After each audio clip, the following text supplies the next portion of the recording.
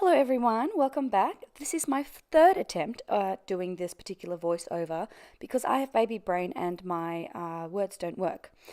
I am starting this particular layout with some papers that I created using the watercolors that we got in the mixed media kit.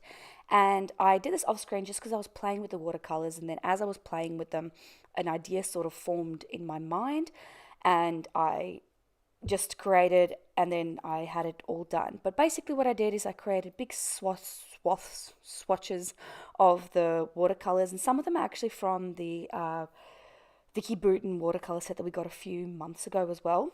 And then I just put some white watercolor ink and splattered it over the top to create a bit of texture. So I used, in this particular layout, the colors that matched my photo. So I went with the blues, like sort of the muted blues, the light pinky purples, and the, I guess it's like a goldy browny color. And the reason is because this is a sort of a photo cluster about all of the women in my family at the moment. Well, not all of them, but all of the ones that were living in our city this particular night. And everyone was wearing like a variety of colors, but there was pinks and blues and grays and obviously the neutral skin tone as well. So that's what I'm incorporating into the background. Now I'm just cutting those up and I'm going to layer them like crazy. Once I've got a few layers going, I decided to add a bit of vellum and layer them on vellum just to soften the background a little bit. That particular page I'm using, the polka dot page, was the back of the last page of the paper pad that we got. And I liked it I wanted to soften it a bit against the photos, which I did.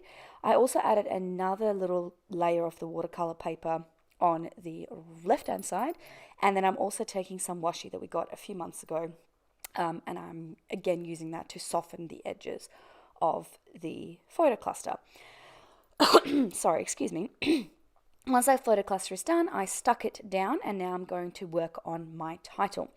The focus on this layout, I really wanted to be on the photos and on the title because as some of you know, I am currently pregnant with another girl, and this particular night is when we found out that we were having a girl with all of our family.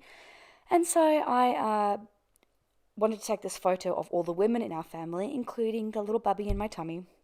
And unfortunately, my auntie wasn't there because she's in South Africa, and my sister-in-law Caitlin wasn't there because they live in a different city to us at the moment.